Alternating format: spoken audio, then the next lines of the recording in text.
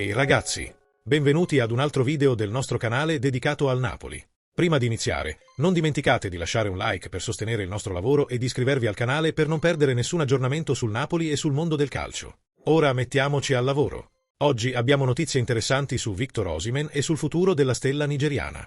Secondo Gianluca Di Marzio, uno dei giornalisti più stimati del panorama sportivo, Victor Osimhen è in viaggio per Istanbul e le novità non finiscono qui. Napoli e Galatasaray hanno trovato l'accordo per il prestito secco di Osimhen fino al 30 giugno 2025. Ma cosa significa esattamente? Ebbene, gli attuali campioni di Turchia del Galatasaray pagheranno per intero lo stipendio di Osimhen durante questo periodo. In altre parole, il giocatore continuerà a essere pagato come se giocasse nel Napoli, ma rappresenterà il colosso turco nei prossimi mesi.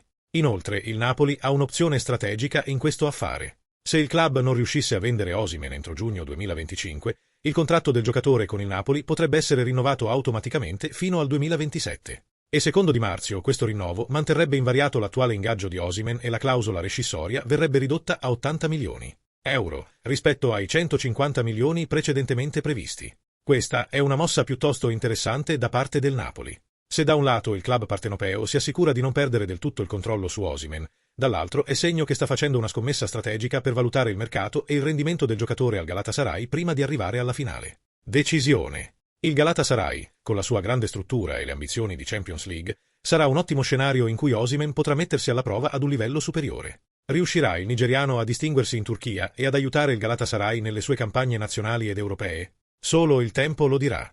Prima di concludere, vale la pena riflettere sui possibili impatti di questa negoziazione per tutte le parti coinvolte. Per il Napoli questa strategia potrebbe essere una mossa intelligente per massimizzare il valore del giocatore. Con la clausola ridotta il club ha la possibilità di rivendere Osimhen a un prezzo inferiore se il giocatore si distinguerà in Turchia, garantendosi comunque un ritorno importante. Per il Galatasaray si tratta di una grande opportunità per aggiungere alla propria rosa un attaccante di livello mondiale, che potrebbe rafforzare la squadra sia nel campionato turco che in Champions League. Se Osimhen dovesse dimostrare il suo valore, il club turco potrebbe trarre enormi benefici, non solo dai suoi gol, ma anche dalla sua maggiore visibilità e reputazione. E per Osimhen, questo prestito potrebbe essere un'opportunità per mettersi alla prova in un ambiente competitivo diverso e dimostrare di potersi adattare e brillare in nuove condizioni. È un'opportunità per lui di affermarsi ulteriormente come uno dei più grandi attaccanti d'Europa. Diversi esperti stanno commentando questo movimento. Molti credono che se Osimhen eccellesse al Galatasaray, potrebbe attirare ancora più attenzione da parte dei club europei e persino essere un giocatore chiave nelle future trattative di trasferimento.